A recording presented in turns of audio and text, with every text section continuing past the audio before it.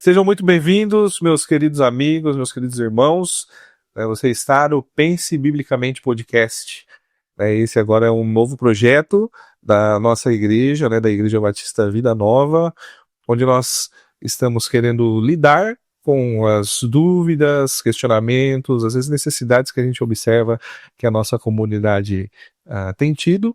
E a gente pensou em criar agora um novo canal de comunicação com o nosso povo, a fim de que a gente pudesse ser mais efetivo, mais presente e lidar com essas questões. Bom, para você que não me conhece, eu sou o Levi, eu sou pastor auxiliar, lido mais com os jovens aqui na igreja, mas ajudo com bastante coisa aqui na Igreja Batista Vida Nova, Essa é a nossa igreja. Se você não conhece, já deixo aqui registrado para você, venha conhecer a gente aqui, entra no nosso site, nossas redes sociais, e fique sabendo da nossa programação, A gente não se limita somente aqui a um conteúdo digital, virtual, aqui onde você está vendo na internet, mas a gente tem bastante coisa também que a gente vivencia e experimenta aqui durante a semana, Então, faço esse convite aí para você. Venha nos fazer uma visita, A gente está aqui na Rua Itália 320 no Jardim Chácaras do Trevo. E como eu disse, siga a gente lá no Instagram, acompanhe o nosso site, ali você fica sabendo bastante coisa dos nossos programas, tá bom? Bom, vamos lá. O que é o Pense Biblicamente Podcast? Basicamente, o Pense Biblicamente Podcast, como eu disse, a intenção é que a gente lide com questionamentos, dúvidas que o nosso grupo, a nossa igreja tem tido, coisas que às vezes a gente não consegue abordar, seja numa pregação de domingo, seja numa EBD ou num grupo pequeno, e a gente estava pensando em como lidar com isso, e a gente pensou que talvez um podcast, um programa aí na internet seria útil para este fim, E aqui vai ser um ambiente onde a gente vai lidar com dúvidas sinceras, de fato com assuntos pertinentes, teologicamente profundos, eu posso dizer também, mas sempre tentando manter um pé no chão para que não seja só um exercício mental, intelectual, mas mostrando onde que de fato a teologia, às vezes ela entra em conexão com a vida prática e muda, transforma. Eu gosto sempre de falar que se você está fazendo teologia, e isso não está transformando a sua vida, você está fazendo teologia errada, E aí então, eu gosto sempre de pensar assim, vamos fazer teologia, vamos pensar biblicamente o que a Bíblia fala a respeito de diversos assuntos, mas sempre pensando em conectar isso, como isso muda a minha vida, o que isso me transforma, que isso tem a cooperar comigo. Então, como eu disse, a gente pensou em lidar com as dúvidas da nossa comunidade, mas a gente pensou em colocar isso num ambiente público, no nosso canal do YouTube, nas nossas redes aí sociais, a fim de que a gente pudesse, às vezes, alcançar mais gente também, além da nossa comunidade, servindo certamente conteúdo para edificar a nossa comunidade, o nosso grupo aqui, mas edificar toda a Igreja de Deus aí, e de alguma maneira também servir até como um instrumento de evangelismo também, para que pessoas possam conhecer a Cristo por meio desse canal, tá? Para esse primeiro programa que nós estamos fazendo aqui, a gente trouxe um convidado muito especial, e certamente não poderia ter alguém melhor para que a gente tivesse esse início, que é o nosso pastor Roni. Ele vai estar aqui conosco, pastor? É um grande prazer ter você aqui com a gente. Obrigado. Lidar com esse primeiro programa, esse primeiro assunto que a gente vai falar, e certamente vai ser muito útil. Deus vai te usar aí para sanar essas dúvidas, e trazer edificação sobre as nossas vidas. Obrigado, Levi. Eu espero também, de alguma forma, poder contribuir com a resolução aí de algumas dúvidas e aprender juntamente com você que também nos assiste aí o que a palavra de Deus tem a nos oferecer em relação aos mais variados temas, eu estou muito feliz com mais esse canal de comunicação que nós podemos promover para alcançar você, que é da nossa igreja, e também abençoar o reino de Deus como um todo para aqueles que são de outros contextos. Eu estou aqui muito feliz com esse primeiro momento, esse primeiro contato, e desejoso também de poder ajudar o meu irmão em Cristo a sanar suas dúvidas e de alguma forma também fortalecer a sua fé. Muito bem. A gente vai falar hoje um tema, pastor, sobre dúvidas a respeito da Bíblia. Não dúvidas que a gente tem a respeito de histórias bíblicas, passagens bíblicas ou temas teológicos que a Bíblia trata, mas a respeito exatamente da Bíblia, né? Dentro da teologia a gente chama isso de bibliologia. E esse tema ele é muito pertinente, né, para o que a gente para o que a gente pensa, que a gente vive, a forma como a gente busca viver para agradar ao Senhor, porque o que alicerça a nossa fé é a palavra de Deus, porque é o recurso que Deus usa para comunicar-se com a gente de uma maneira específica, de uma maneira especial, né, trazer o plano de redenção para a gente, fazer melhor conhecido para nós, e nós melhor conhecidos por nós mesmos, né, também, né, nos conhecendo a partir do que Deus fala quem somos. Só que aí esse livro aqui, né, ele tem uma história muito grande, ele foi escrito num período muito comprido, ele já foi escrito há muitos anos, eu até diria assim que culturalmente, né, a gente como povo brasileiro, a gente não tem muito contato com literatura, né, em si. E isso já cria também uma barreira para pensar tipo, que Deus fala a respeito dele com a gente por meio de um livro. E aí, cara, a gente fica com muitas dúvidas, né? Seja como foi escrito, será que é confiável? Temos diversas versões e a gente vai falar de bastante assuntos aí. Inclusive, a gente colocou uma caixinha de pergunta lá no Instagram, né, onde a nossa comunidade que nos acompanha ali podia estar fazendo algumas perguntas, então a gente não falou por que a gente estava colocando, então você está sabendo agora onde que essas perguntas estão sendo respondidas, por conta desse projeto que a gente está iniciando, né, e sempre quando você vê uma caixinha de pergunta lá, possivelmente tem a ver com algum programa que a gente vai estar gravando, então participe, tá? Vai ser muito legal, certamente coopera muito para que a gente seja mais efetivo, né, em lidar com essas questões que a gente tem observado aí na nossa igreja, né? Vamos lá, pastor, a gente, para falar a respeito de bibliologia, falar de dúvidas a respeito da Bíblia, por que a Bíblia, ela é um livro diferente de outros livros? O que faz a Bíblia ser um livro singular? Legal, boa pergunta, Levi. Bem, então deixa eu pegar a minha Bíblia, né, para a gente começar a falar dela. Em primeiro lugar, o que a gente precisa considerar é que a Bíblia, ela não é apenas um livro, ela contém dezenas de obras, né? Ela é uma verdadeira biblioteca. E a Bíblia ela é singular por causa da sua autoria, da sua dupla autoria, uma autoria primária divina e uma autoria que eu diria secundária, que são os seus autores humanos, os seus personagens humanos. A Bíblia ela é relevante e essencial, eu diria, para o ser humano, porque diferente de qualquer outra obra, uma obra literária de cunho poético, ou histórico, ou narrativo, a Bíblia é, sobretudo, a revelação do próprio Deus.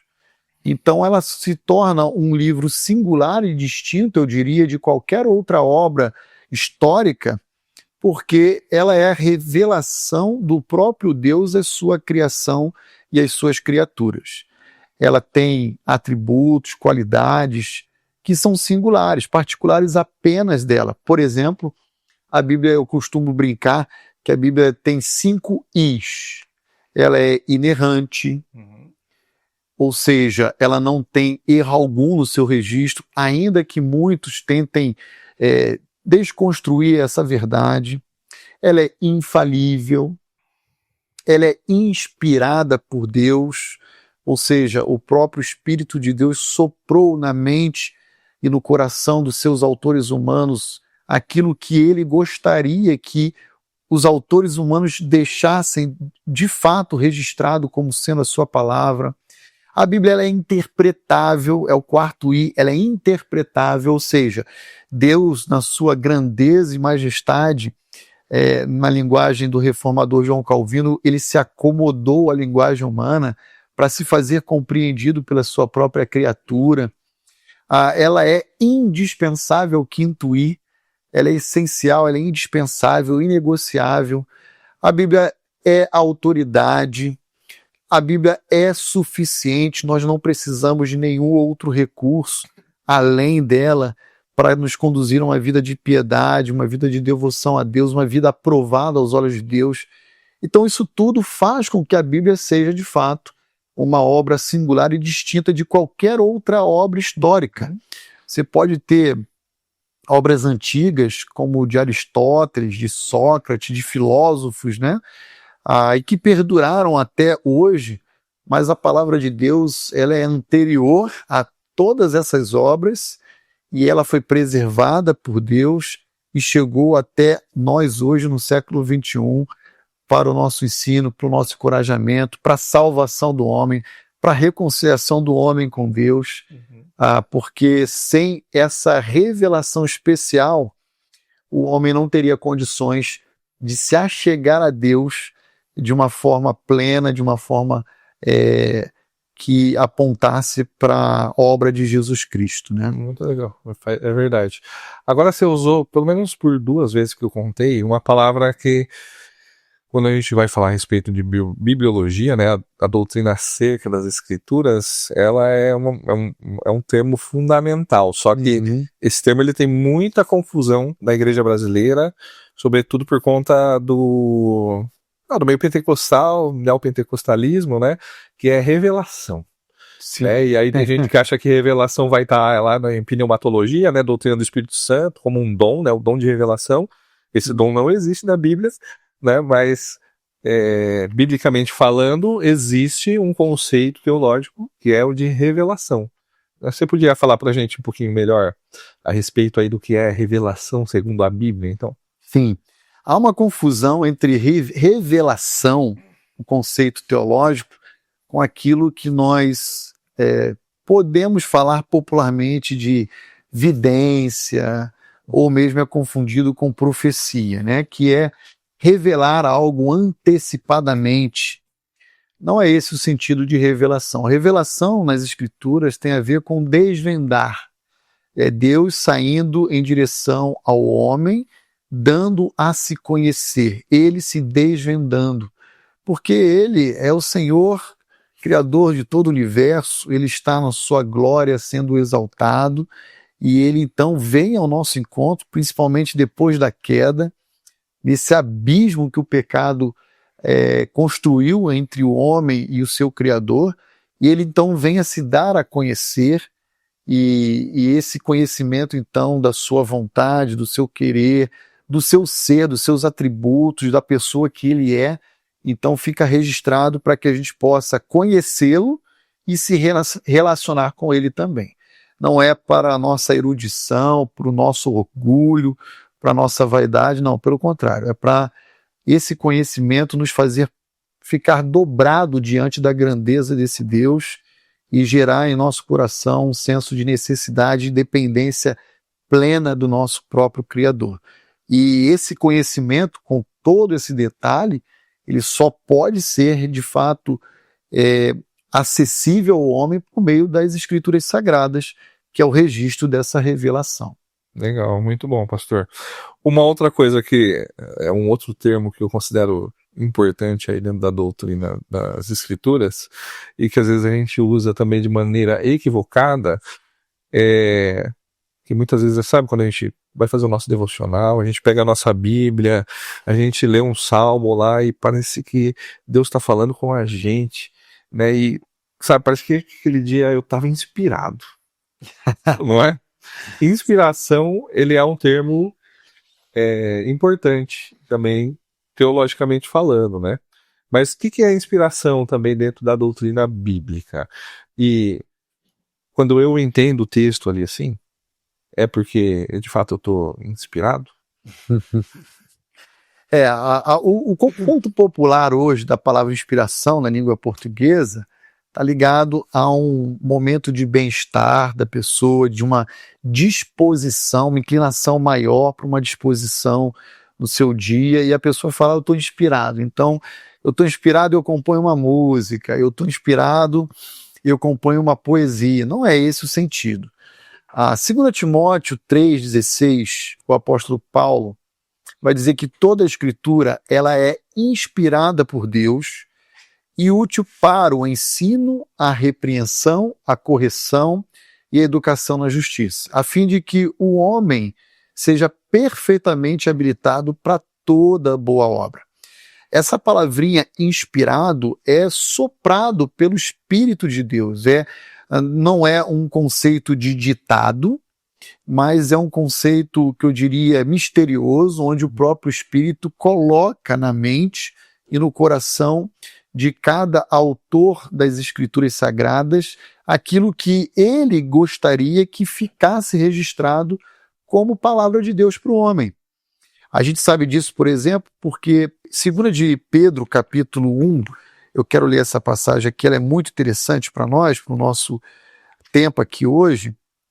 2 de Pedro 1, verso 20 e 21, vai dizer assim para nós: sabendo primeiramente isto, que nenhuma profecia da Escritura provém de particular elucidação, porque nunca jamais qualquer profecia foi dada por vontade humana.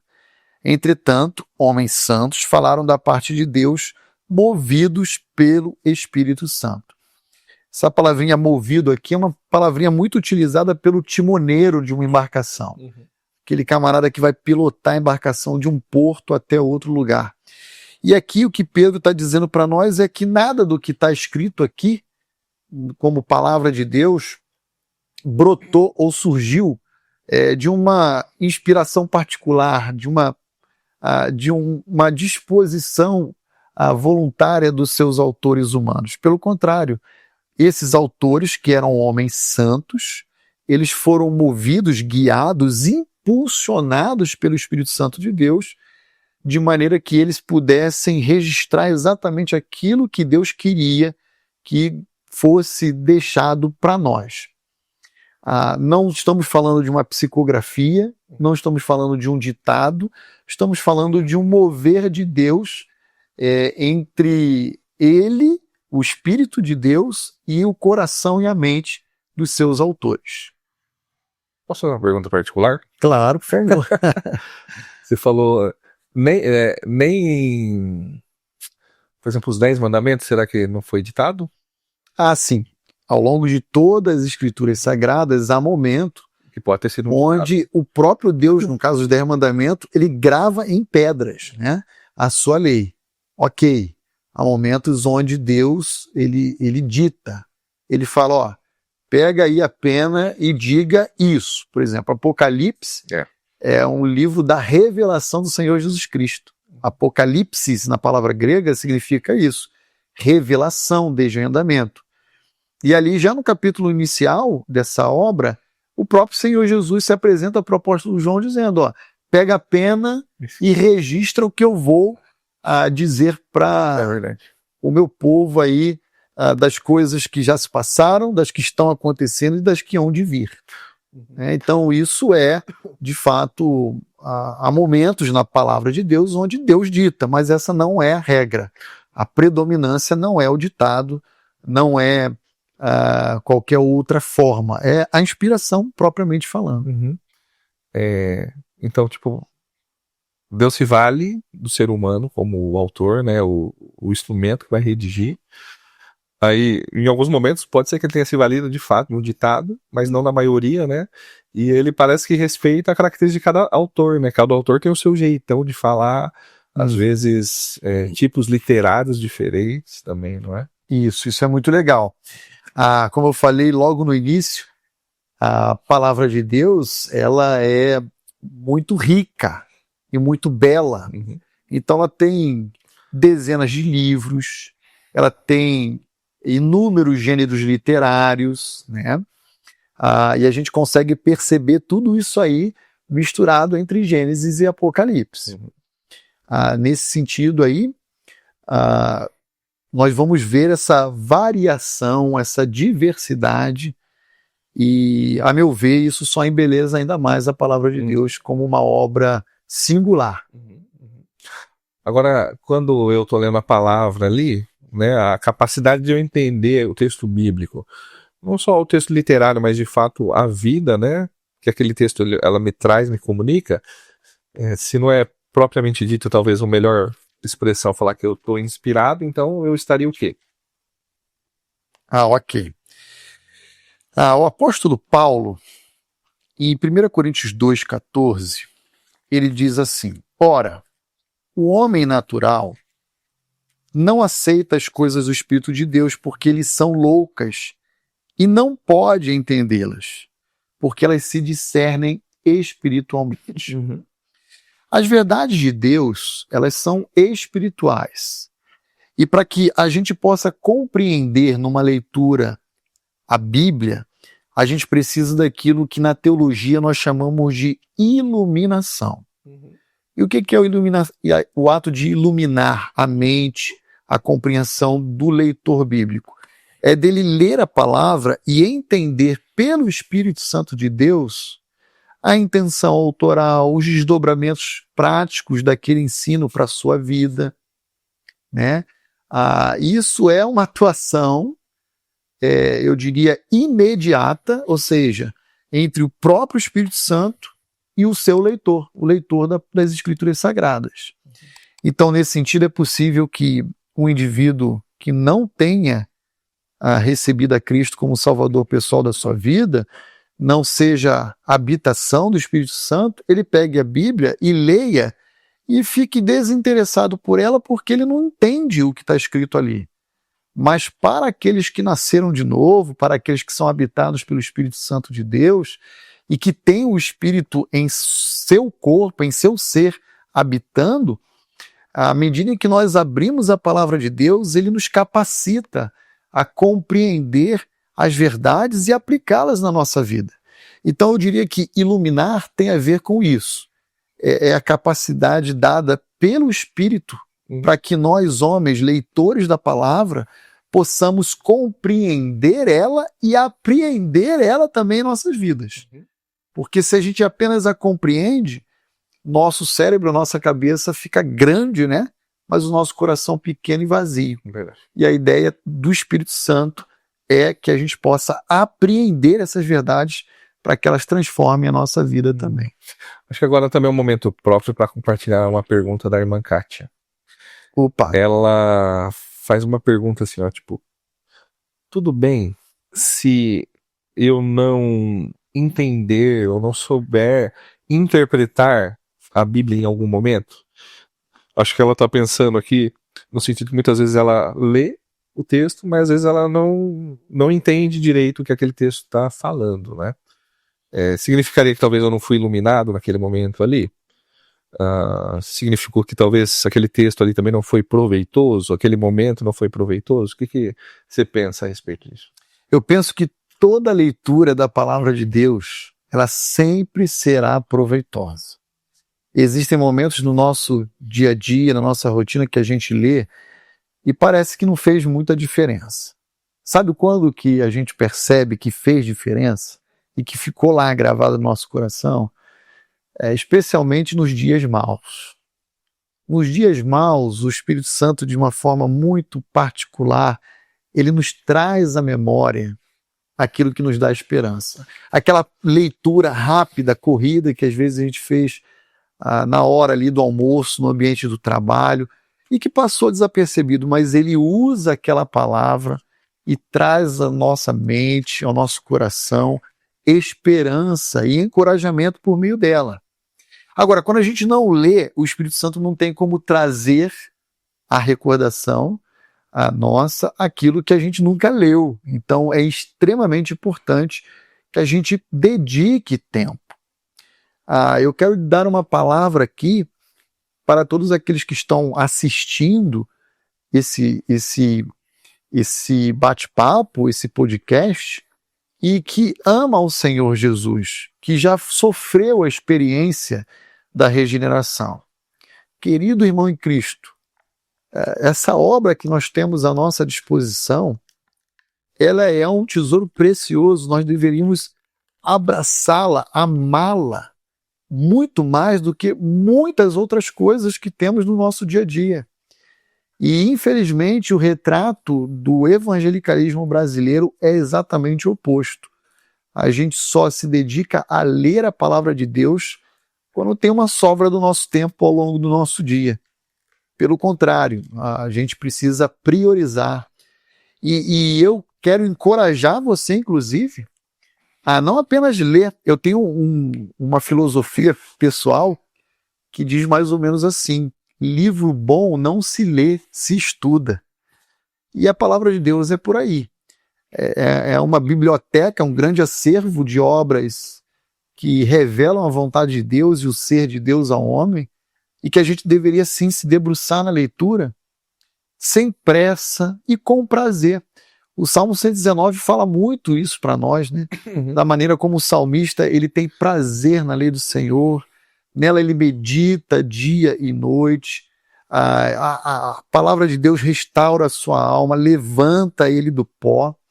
Então eu quero deixar essa palavra para você que eventualmente age com negligência em relação às Escrituras Sagradas. Que você não caminhe nessa direção, mas que você de fato abrace ela na sua vida e se debruce sobre ela, não apenas por 1, 2, 3 minutos corrido, mas sempre, grande parte do seu dia, se possível. Quando eu lido com essa questão, às vezes, algum irmão da igreja, algum jovem me faz, eu gosto sempre de lembrar que muitas vezes eu não sei o que eu comi 2 semanas atrás, ali no almoço de terça-feira da semana passada, mas eu sei que eu comi e aquilo me alimentou, né? De alguma maneira. Agora, uma outra coisa que geralmente eu falo, eu gosto de lembrar esse texto bíblico de Isaías 55, a partir do verso 8, o profeta diz, né? Porque os meus pensamentos não são os pensamentos de vocês, os caminhos de vocês não são os meus caminhos, diz o Senhor. Porque assim como os céus são mais altos do que a terra, assim os meus caminhos são mais altos do que os seus caminhos. Os meus pensamentos são mais altos do que os pensamentos de vocês. Porque assim como a chuva e a neve descem dos céus para lá, não voltam sem que primeiro reguem a terra e fecundem, né? E a façam brotar para dar semente ao semeador e o pão ao que come, assim será a palavra que sair da minha boca, não voltará para mim vazia, mas fará o que me apraz e prosperará naquilo para que a designei. E aí eu gosto sempre de pensar nisso, que se de fato a palavra de Deus é a verdade, né, e isso aqui, então, esse texto aqui é verdade, muitas vezes pode ser que eu tenha feito um devocional relativamente frio, né? Pode ser que eu não tenha de fato entendido o texto bíblico igual eu deveria, não tenha estudado o texto com a aplicação que eu deveria, seja lá por qual circunstância que foi, mas ainda assim a palavra de Deus, né, ela vai cumprir o propósito para o qual ela foi designada, né? E certamente ela traz alimentação, né? Ela alimenta a nossa alma e o nosso espírito, né? Agora, Levi, se você me permite botar fogo no parquinho um pouquinho, apimentar aqui a nossa conversa, eu acho que em cima, principalmente do texto de Isaías 55, que você acabou de ler, vale apenas uma consideração importante. A palavra de Deus jamais volta vazia, mas existe uma mentalidade hoje dentro do evangelicalismo brasileiro que percebe a pregação do evangelho, a palavra em si, como unicamente proposta a uma finalidade, a de salvar o homem. E isso é um grande engano. Por vezes, nas escrituras sagradas, na história da redenção, a gente percebe que a palavra de Deus foi pregada não para a salvação ou produzir o arrependimento nos seus ouvintes. Pelo contrário, ela foi proclamada para endurecer o coração dos seus ouvintes, porque o objetivo do Senhor era, digamos, agravar o juízo que ele deseja derramar sobre esses ouvintes. Então a gente tem isso, por exemplo, no livro do Êxodo, quando Moisés fala para Faraó, e Deus endurece o coração de Faraó mediante aquilo que Moisés está portando, que não é da mente dele, é da parte de Deus. E a gente tem isso muito claro também ao longo do ministério do profeta Isaías, que é o autor que você acabou de mencionar. Isaías vai ser chamado para ser um grande profeta, só que Deus vai dizer para ele o seguinte, você está sendo levantado por mim para pregar o que eu vou colocar na sua boca. mas não crie expectativas, Isaías.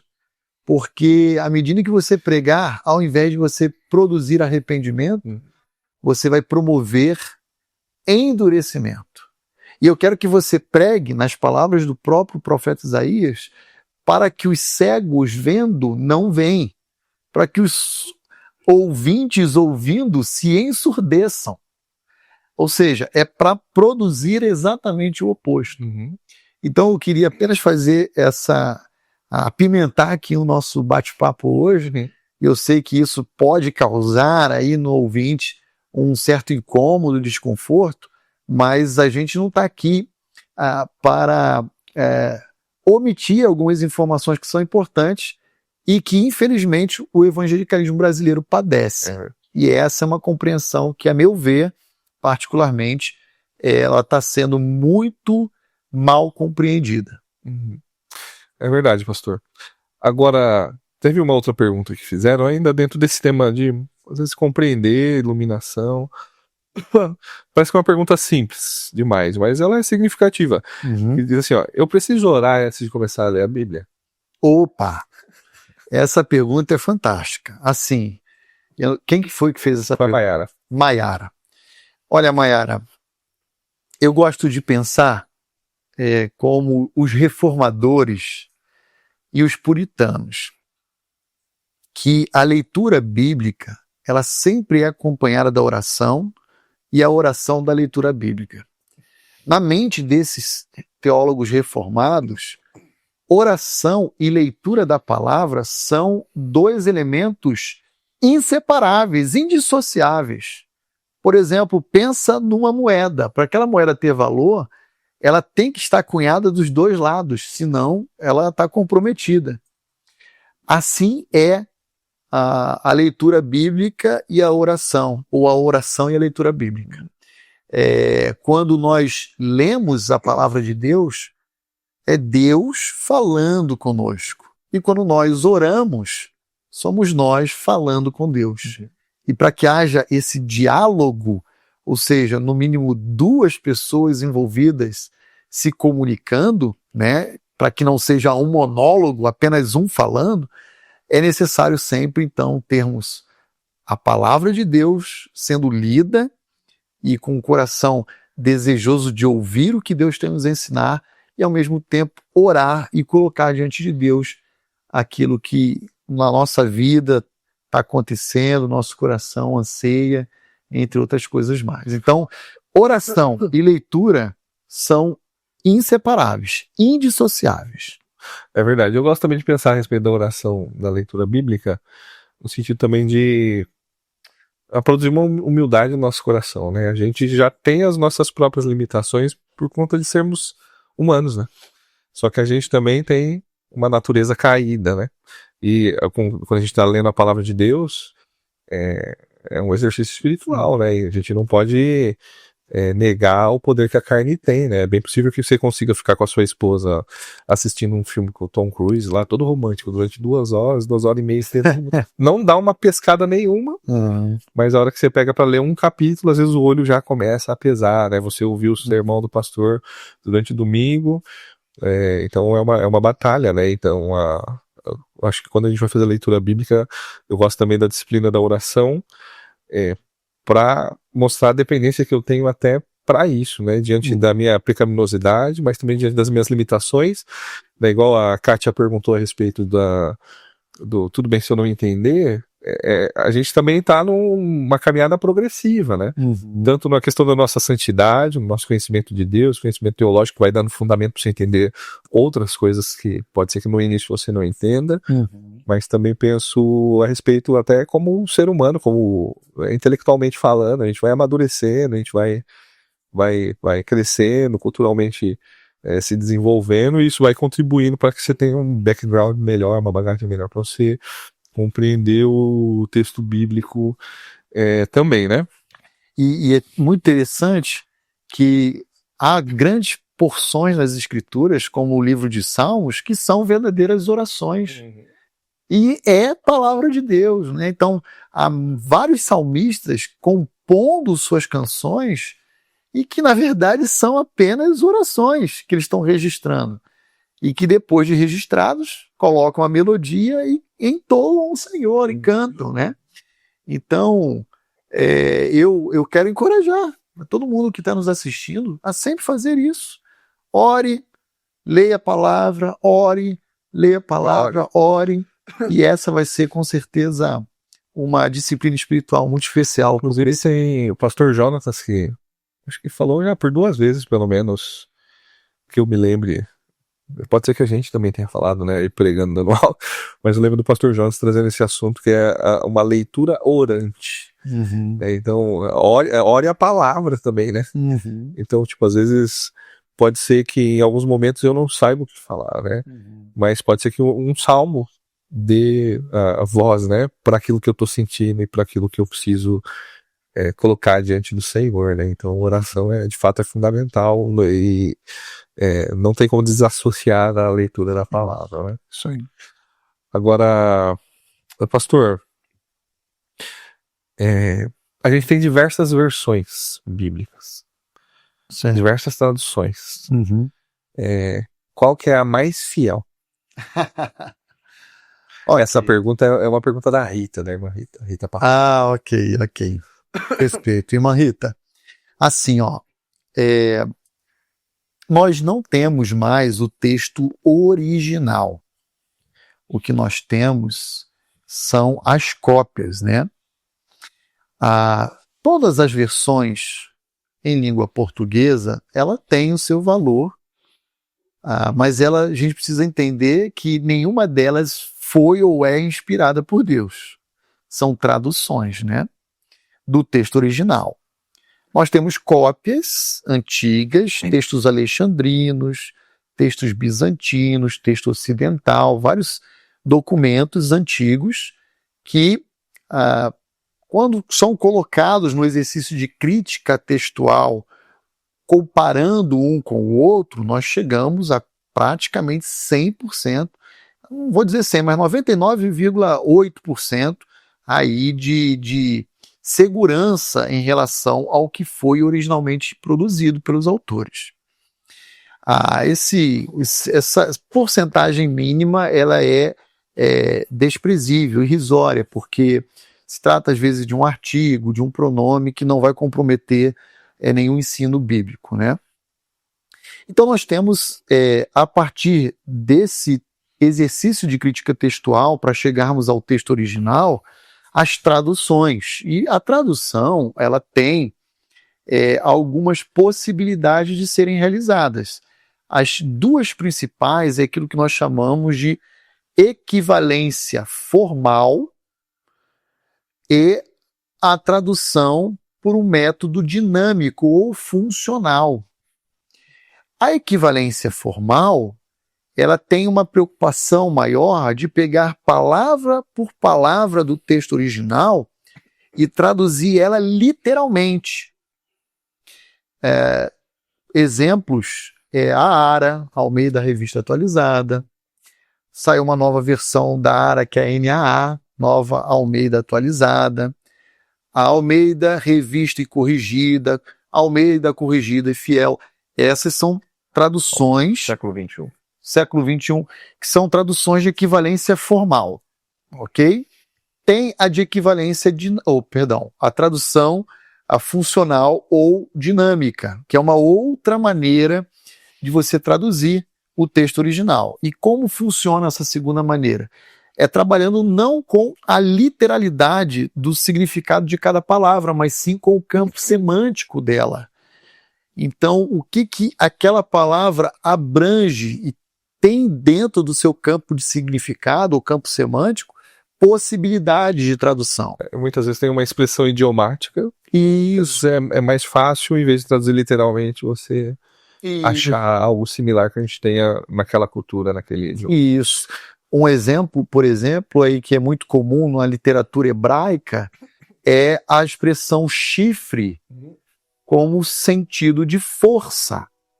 Então, o Senhor é a minha força, está lá no texto hebraico. Ele está dizendo, o Senhor é o meu chifre.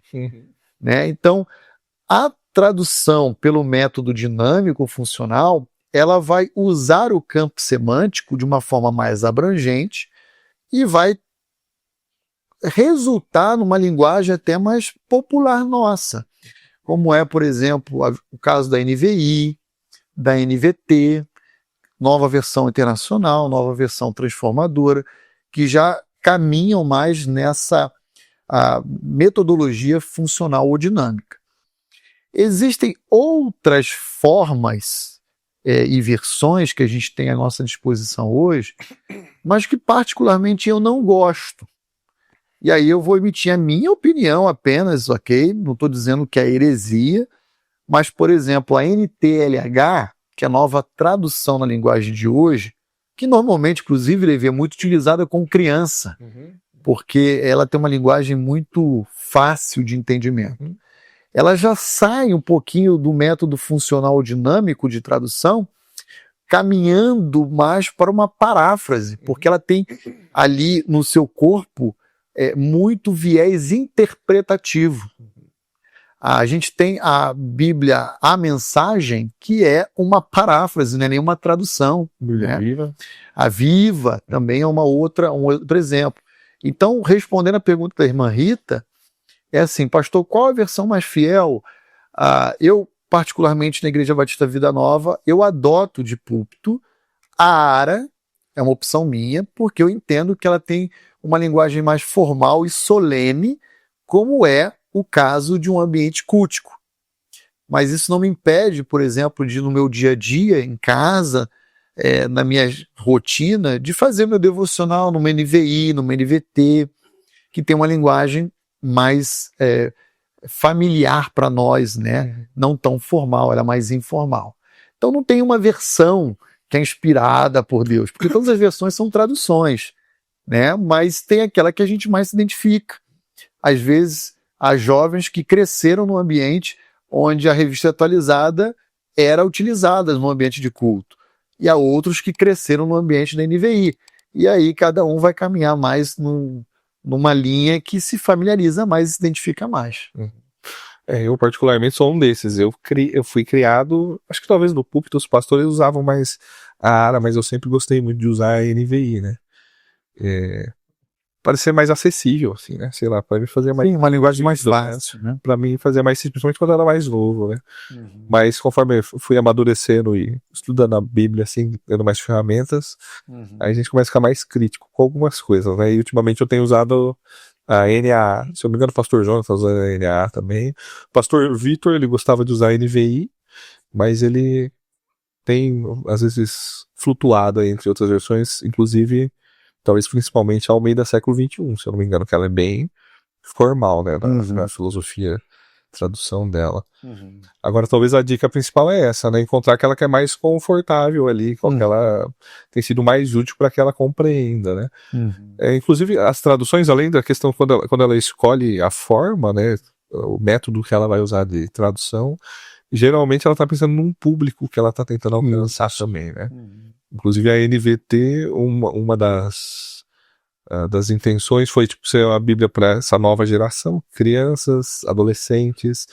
Também foi para a questão de novos convertidos que não estavam familiarizados com literatura bíblica, e aí que pudesse ser entendido o conceito bíblico, o texto bíblico, às vezes numa primeira leitura, né? E esse é um dos prós aí da NVT, né? A NVI, quando ela foi ser traduzida, a ideia era trazer uma espécie de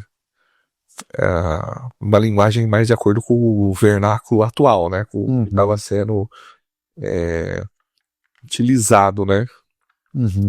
Então aí basicamente acho que o caminho para que a gente encontre a tradução é aquela que vai sendo mais confortável, mais útil para que você de fato se discipline na leitura da palavra e retenha, né? Retenha o conhecimento de Deus para sua edificação, né? E aí para o seu testemunho, para sua evangelização, e assim vai, né?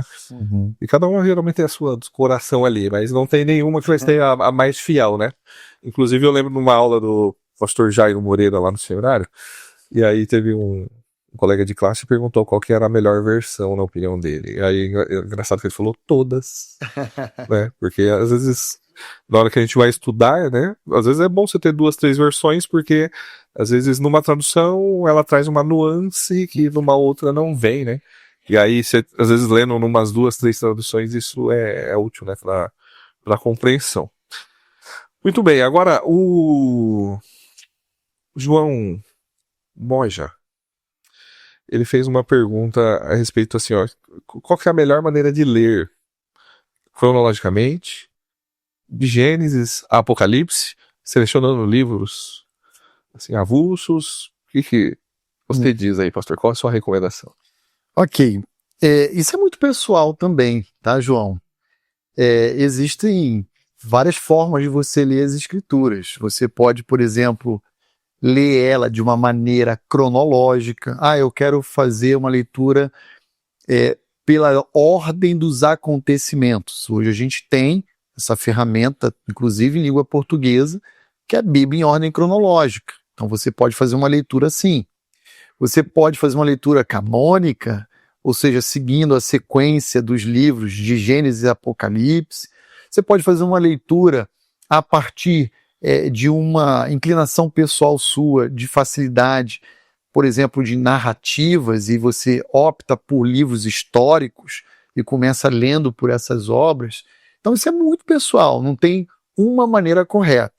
Então, até o cânon hebraico, por exemplo, ele não é disposto no cânon hebraico na mesma maneira como é na língua portuguesa. O cânon hebraico, que é apenas o Antigo Testamento, ele é a famosa Tanakh, é a Torá, o Navim, que são os profetas, e o Ketuvim, que são os escritos. Então, o último livro no cânon hebraico não é Malaquias, como é no nosso Antigo Testamento, por exemplo. É o livro de Crônicas, o livro das Crônicas de Israel. Então, a ordem, eu costumo usar aqui uma analogia para um princípio matemático. A ordem dos fatores não vai alterar o produto, né? Então, o resultado vai ser edificação, crescimento, mas aí cada leitor fica à vontade para seguir como ele bem entender essa leitura aí tranquilamente. Isso. E aqui, de certa forma, a gente já começa a responder a pergunta que a Amanda fez, que é se existe uma forma de ler a Bíblia que mostra a ordem de acontecimento dos fatos. Ok. Né? Tem a Bíblia em ordem cronológica, Amanda. Eu recomendaria que você lesse a Bíblia em ordem cronológica, que ela vai te ajudar muito a entender. Obviamente, algumas passagens são mais controversas, né? Mas, como um todo, eu diria que mais de 90% você tem segurança ali, exatamente nessa organização, pelos estudiosos que se debruçaram tentando fazer essa cronologia, esse arranjo temporal aí dos acontecimentos, e com certeza vai ser uma leitura muito bacana. Para aqueles que fazem a leitura anual da Bíblia, que às vezes você pega lá aquele plano, isso é muito bom, mas acho que seria também interessante no ano seguinte você alternar com uma leitura da Bíblia em ordem cronológica. Isso vai ser bastante edificante. Por anos eu lecionei uma matéria no seminário que era chamada Vida de Cristo, e uma das tarefas que eu dava para os alunos era fazer a leitura da harmonia dos evangelhos, que nada mais é do que ler Mateus, Marcos, Lucas e João a partir dessa organização cronológica e percebendo quais evangelistas estão contando o mesmo episódio ali em seu próprio evangelho. Isso vai ser bem edificante e bem, eu diria, vai solidificar esses acontecimentos na nossa mente, na nossa compreensão. A Kátia, ela fez uma pergunta também, e já que você tocou no plano de leitura, às vezes o plano de leitura ele vai botar pra gente ler 3, 5 capítulos, e aí é uma leitura que a gente não consegue se atentar muito em detalhes e se aprofundar no texto. Uhum. E aí a pergunta dela é, tipo assim, pro momento devocional, ela deveria usar o plano de leitura, mas também somar um segundo momento de um estudo, às vezes, mais aprofundado, algo do tipo assim? Kátia, essa é uma pergunta também muito pessoal. Se na sua rotina você consegue ter esses 2 momentos, ótimo. Sabe, aquele momento que você vai fazer a leitura dos 4, 5 capítulos do seu plano anual de leitura e vai marcar, e talvez em algum outro momento do seu dia você vai poder separar ali meia hora, 1 hora para estudar a palavra de Deus. Ótimo, isso é uma bênção. Mas se você não tem, como a maioria diz, que não possui essa disponibilidade, a minha palavra para você e para os outros é a seguinte: não se preocupe em ter que terminar a leitura bíblica em 1 ano. Pega esse guia de leitura e faça ele na sua velocidade, no seu tempo. Ninguém está te cobrando nada. Chegou agora, 31 de dezembro, você não completou a leitura da Bíblia. Não, cada um tem uma velocidade, né? A gente precisa reconhecer isso. E como eu já disse em um momento anterior aqui do nosso bate-papo, eu costumo pensar que bons livros não se leem, se estudam. E a palavra de Deus é assim que deve acontecer. Então, às vezes a gente prega ou dá uma aula e algum irmão, de forma muito sincera, nos procura e diz assim: puxa, pastor, eu já li esse texto trocentas vezes e nunca tinha enxergado isso que o senhor ensinou hoje. E está lá, realmente está lá, concordo com o senhor. E por quê? Porque às vezes foi feita uma leitura rápida, né? Porque estava seguindo ali um cronograma. Vai devagar, faz no seu tempo. Há pessoas que vão conseguir ler 7, 8 capítulos retendo e absorvendo num dia, né? Há outros que vão ler 2 ou 3 e tudo bem, ninguém é melhor ou pior por causa disso. Às vezes 2 ou 3 versículos. Eu sou uma pessoa bem assim também, né? Então, eu gosto de extrair tudo, sabe? Apertar e tirar o caldo, a nata do texto, né? Muito bem.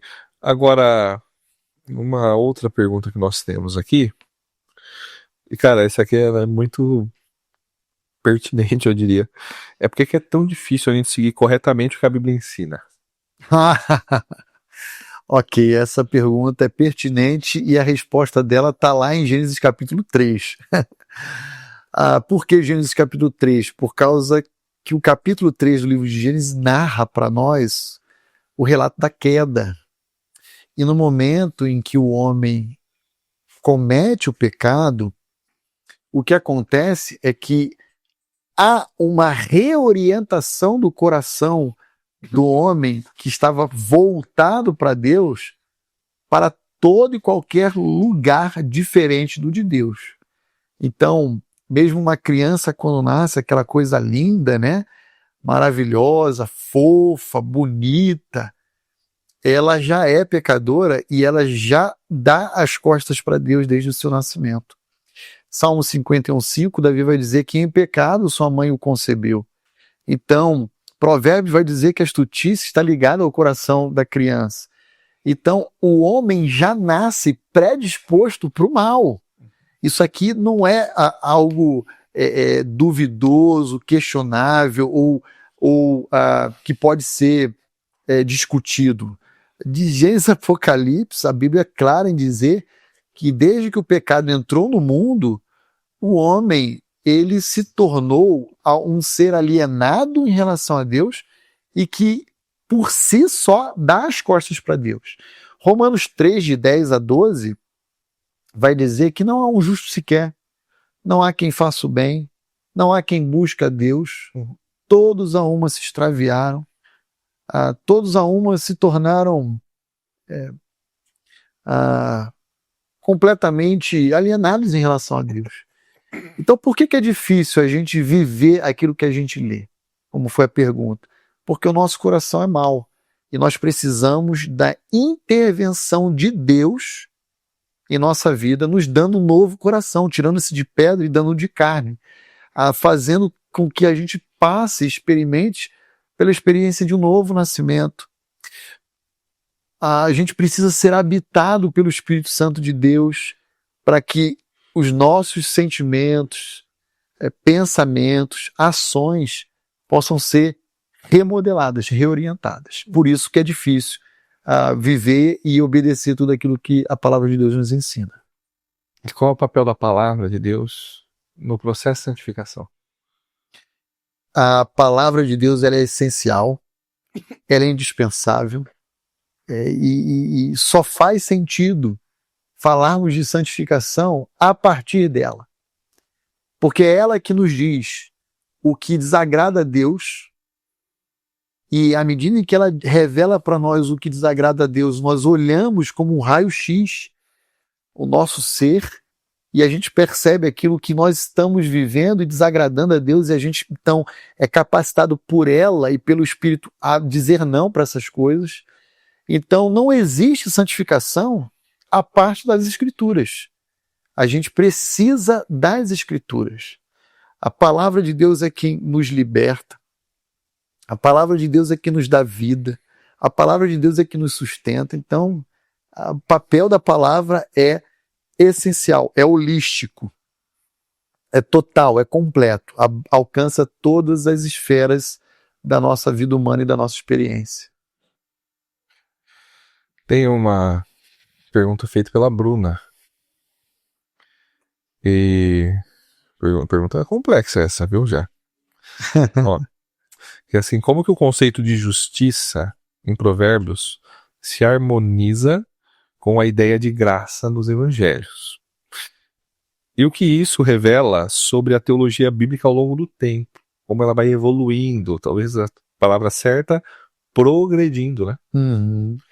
Então ela está com essa dúvida quanto à questão Provérbios mostrando justiça, o evangelho graça, mas como que isso se encaixa no processo de revelação progressiva da palavra? Uhum. Ok, Bruna. Assim, olha, existe uma ideia de que o Deus do Antigo Testamento é um Deus açougueiro, sanguinário, cruel, e que o Deus do Novo Testamento seria um Deus rico em graça, em misericórdia, em amor, em bondade.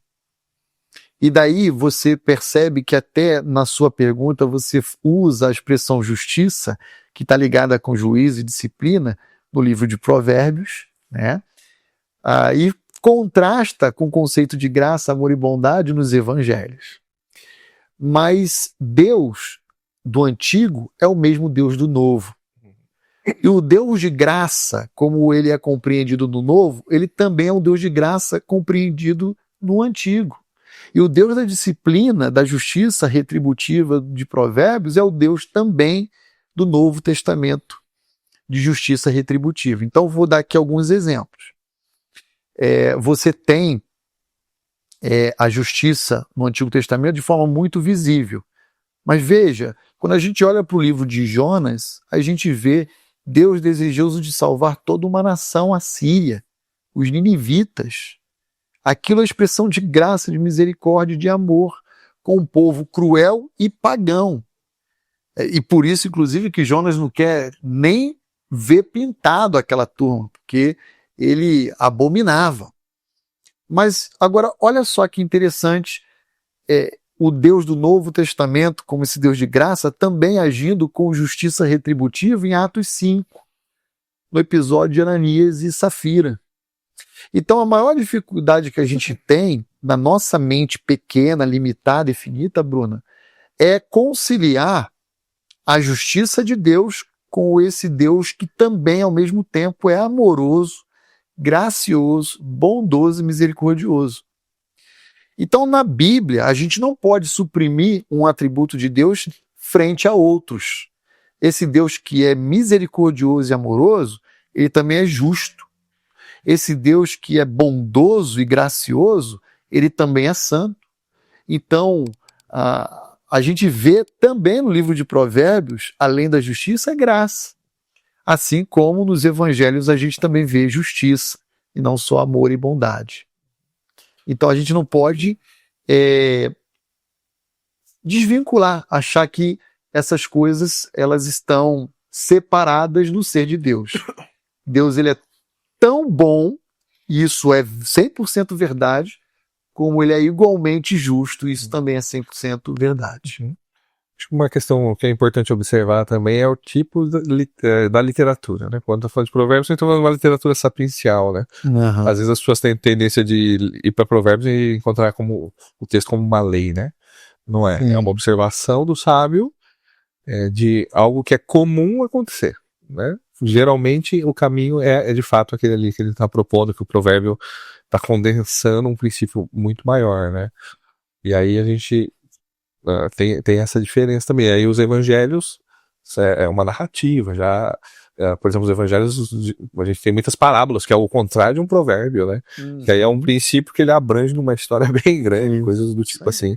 Também são chaves para compreender aí essas diferenças, às vezes, que você vai encontrar. Mas, da mesma forma como nós encontramos graça, nós encontramos justiça no evangelho, mas da mesma forma, justiça em provérbios, graça em provérbios também. Muito bem observado, pastor. Agora, o movimento reformado, né, ele tem uma proeminência muito grande na mídia hoje, redes sociais, coisa do tipo, até publicações, né, e eles têm como chave hermenêutica ali, a chave de interpretação central da leitura bíblica, Cristo.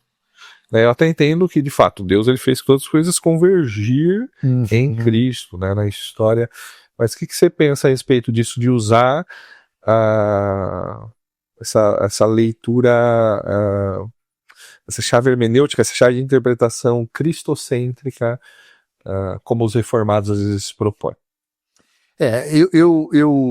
Eu concordo em parte, né, parcialmente com essa abordagem, porque eu vejo nessa maneira de interpretar alguns exageros.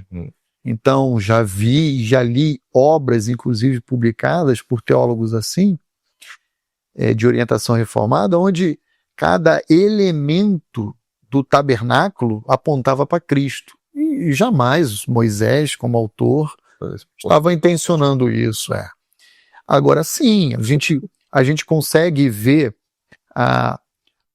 aquilo que a gente na hermenêutica chama de tipologia, né? A gente consegue ver ali em Gênesis 3,15 o proto-evangelho, ou seja, quando o homem cai, vem uma profecia dizendo que da mulher, da sua descendência, haveria de ser erguido aquele que ia pisar na cabeça da serpente, mas a serpente lhe feriria o calcanhar. Então a gente precisa ter realmente uma preocupação de ver Cristo no ensino geral das Escrituras e também em cada obra, mas não em cada parte das Escrituras necessariamente, como eu falei na descrição de um tabernáculo. Eu discordo, eu acho que não é por aí, acho que esses excessos comprometem uma boa interpretação, uma interpretação saudável, e eu acho que a gente precisa ter critérios e limites para que a gente não se exceda. É apenas essa minha consideração. Concordo, muito bem observado. Agora, uma outra questão que a gente enfrenta quanto à interpretação bíblica é quanto à questão, por exemplo, quando interpretar um texto de maneira literal, quando às vezes compreender que aquilo às vezes não é literal, eu posso me valer de uma alegoria às vezes? Como é que funciona isso? Eu creio que nós não podemos nos valer de alegoria. Os autores bíblicos, sim, porque estavam inspirados e Paulo faz isso, inclusive, na sua carta aos Gálatas. Mas nós não, nós temos regras hermenêuticas que a gente precisa respeitar. A grosso modo, há duas escolas hermenêuticas que vão predominar na interpretação das Escrituras. A escola de Alexandria, com a metodologia alegórica, e a escola de Antioquia, que já adota mais um método hermenêutico histórico-gramatical. Nós aqui na Igreja Batista Vida Nova usamos a escola de Antioquia, somos herdeiros, né, dessa escola porque interpretamos de uma forma histórica, normal, literal, gramatical. Isso não significa dizer que a gente não reconheça a figura de linguagens que os autores utilizam, ou gêneros literários, como, por exemplo, uma poesia. A gente reconhece. Esse método hermenêutico, ele reconhece essas coisas. Agora, o que é, por exemplo, o método alegórico, que hoje se utiliza a ideia de espiritualizar o texto? É colocar sobre o texto um significado diferente daquele proposto pelo autor das Escrituras. E aí, se a gente caminha nessa direção, a gente corre seríssimos riscos. Então, por exemplo, eu já vi interpretações, só para ilustrar o que eu estou dizendo, da parábola do bom samaritano, onde a hospedaria, por exemplo, onde aquela pessoa que foi roubada, violentada, fica se recuperando ali, foi tomado como a igreja. E jamais isso foi proposto por Cristo na parábola como sendo a igreja, né? Já vi elementos ali das Escrituras como um todo sendo desconstruído, esvaziado, para ser colocado sobre esses elementos sentidos totalmente diferentes do pretendido pelo autor. Por exemplo, eu lembro que na minha adolescência eu ouvi uma mensagem do texto de Samuel, quando Davi luta com Golias, e o texto falava que Davi pegou ali algumas pedras no caminho para usar na sua funda para arremessar contra Golias. E o pregador, então, de uma forma alegórica, disse, olha, a primeira pedra era a pedra da fé, a segunda pedra era a pedra da coragem, a terceira era da ousadia. Gente, aí não tem limite, né?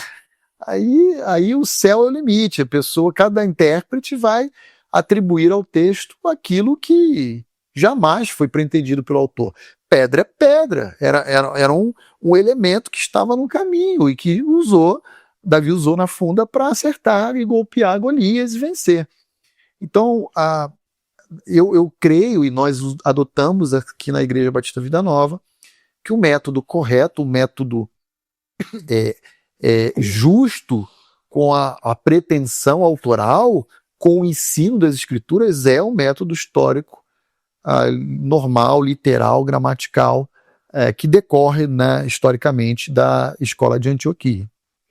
Muito bem, professor, agora eu quero conhecer um pouquinho mais do seu coração. Vixe. Não, brincadeira. Você Ele feio, viu, rapaz? Feio, né? Bom é que Deus me deu um novo. Você tá na igreja pequenininho, certo? Tô. Qual foi o primeiro versículo que você decorou? Eu não vou... Assim, eu suspeito que tenha sido João 3,16. Não lembro, na minha infância tenra, se foi João 3,16, mas João 3,16 foi o que eu aprendi lá na classe Cordeirinho de Jesus. Verdade.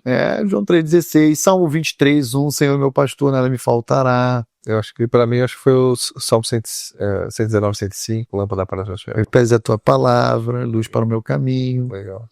Guardei a tua palavra no meu coração para não pecar contra ti. E tem alguma passagem que você considera assim, cara, essa passagem aqui para mim, ela é especial. Seja por ter marcado um momento de vida, ela às vezes ser especial no sentido de te dar sempre um direcionamento, algo do tipo assim. Sim. A passagem que eu quero ler, já em resposta à sua pergunta, está em Atos 20 e 28. Atos 20 e 24. O apóstolo Paulo está em Mileto e ele manda chamar os presbíteros de Éfeso para dar ali algumas recomendações, uma vez que ele já havia saído de lá, na sua terceira viagem em direção a Jerusalém. Antes ele passa por Macedônia e Acaia, até chegar em Jerusalém, onde ele é preso. Mas aí, Atos 20 e 24, ele diz assim, porém, em nada considero a vida preciosa para mim mesmo, contanto que eu complete a minha carreira e o ministério que eu recebi do Senhor Jesus para testemunhar o evangelho da graça de Deus. Eu tomo esse verso como um verso central na minha vida ministerial. Eu também.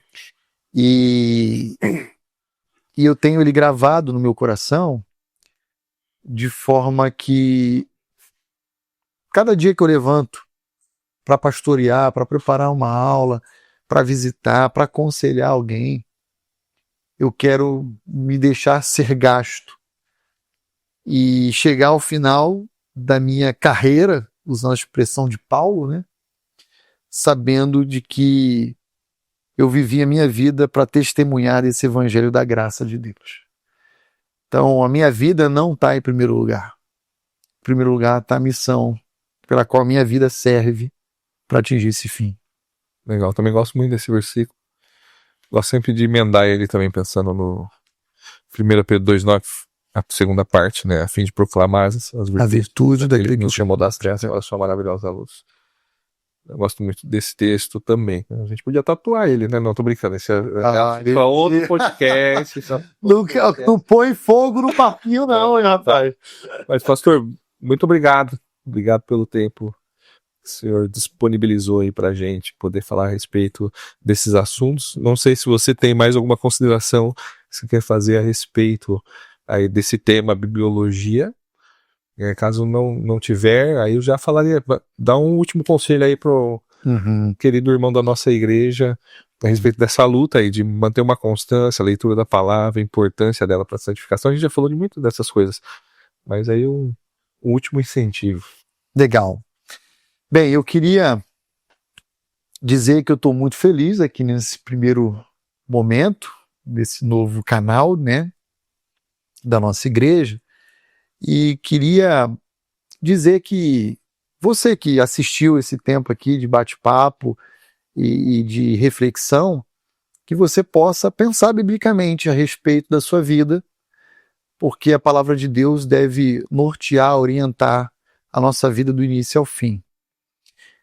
Querido irmão, a Bíblia tem sido sacrificada em muitos púlpitos. Ela tem sido agredida, eu diria, violentada em muitos púlpitos, inclusive. Lugares onde ela deveria estar sendo exaltada, prestigiada, ela tem sido desconstruída, atacada. Então, muito cuidado, porque hoje existem muitos falsos mestres. E com a expressão falso mestre, eu quero dizer que eles trazem um conteúdo falso, mentiroso, mas eles são mestres no que fazem. E esses indivíduos, então, têm atacado abertamente a palavra de Deus. Muitos púlpitos têm suprimido a palavra por ideologias políticas, por vãs filosofias, né? E eu queria, então, encorajar você a se debruçar na palavra de Deus. Saiba que ainda hoje muitos povos não têm acesso às escrituras sagradas. E nós somos um grande privilegiado por isso, porque nós temos pelo menos uma dezena de versões à nossa disposição dela. Eu queria lembrar você que ao longo desses 2000 anos de cristianismo, e antes do cristianismo, muitos anos anterior em relação ao Antigo Testamento, a palavra de Deus foi preservada pelo próprio Deus para que chegasse até nós, e muito sangue de cristãos verdadeiros foram derramados para que essa palavra fosse preservada e chegasse até nós. Então, eu lembro de uma cena de um filme americano, O Resgate do Soldado Ryan, e aquela frase ali ficou gravada no final do episódio daquele filme ali, onde ele diz: faça por merecer. E eu queria dizer a você, se você tem a palavra de Deus à sua disposição, faça por merecer ela. Valorize ela, prestigie ela, viva ela, leia, se alimente dela diariamente e faça com que ela, de fato, esteja no centro do seu lar, da sua família e da sua vida pessoal. Tá bom? Então esse é o meu conselho, já me despedindo, até, quem sabe, aí no próximo programa, onde a gente vai se reencontrar e debater, e conversar e pensar biblicamente mais sobre outros temas também. Legal, pastor. Mais uma vez, muito obrigado. E você, querido amigo que está aí nos prestigiando, né, com o seu tempo, né, ouvindo aí esse bate-papo nosso aqui a respeito de bibliologia, ficou claro que esse tema não é só um tema para teólogos acadêmicos, né, mas ele é extremamente pertinente para você, crente, na sua vida cristã cotidiana, né?